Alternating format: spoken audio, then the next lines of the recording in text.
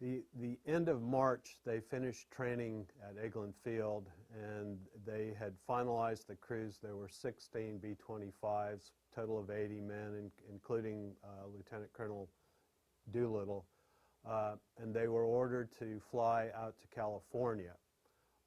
So they spent the next few days hedge hopping across the U.S., and my dad had some pretty funny stories to tell about.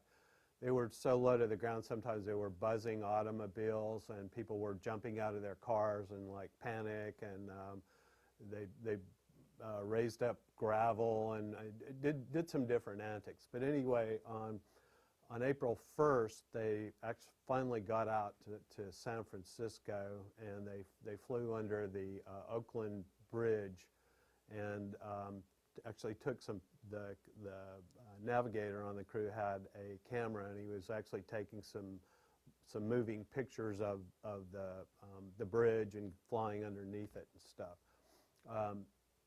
They subsequently circled around and landed at the Alameda Naval Station, which was right next to where the USS Hornet was moored, and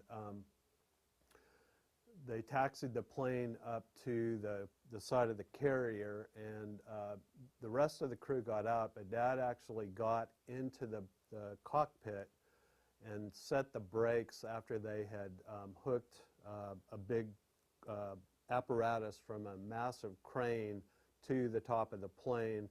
They subsequently lifted Dad's plane plus the other 15 planes onto the deck of the Hornet. And my dad made the remark that he never stepped on or stepped off the Hornet because he was lifted on and then he obviously flew off. So I thought that was kind of an interesting story.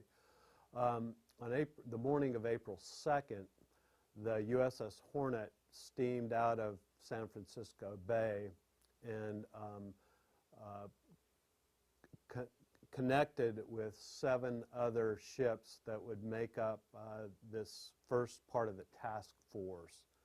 And then they started moving toward Japan, and they were taking a northern route to avoid Japanese scrutiny. But as a result of it, the seas were a lot more roiling, and the weather was rough and stuff like that. On the 13th of April, they met up with 8 other ships,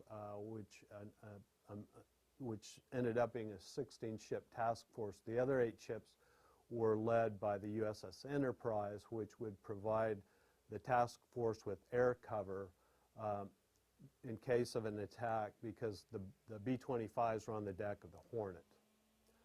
And then on April 18th, they were about 650 miles away from Japan. It was about between 150 and 200 miles further away than they had planned for the trip, so they would have enough gas to make it over to China and land at fields in free China.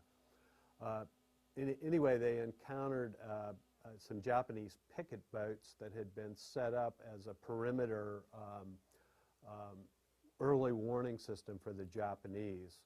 And once that happened, the task force subsequently fired upon the picket boats, sunk a couple of them, captured some of the people that were on the picket boats.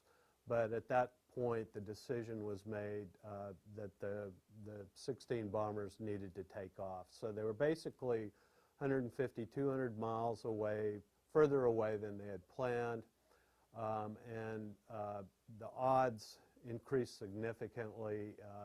It actually, at that point, became almost a suicide mission because they did not think they would have enough gas to make it to China.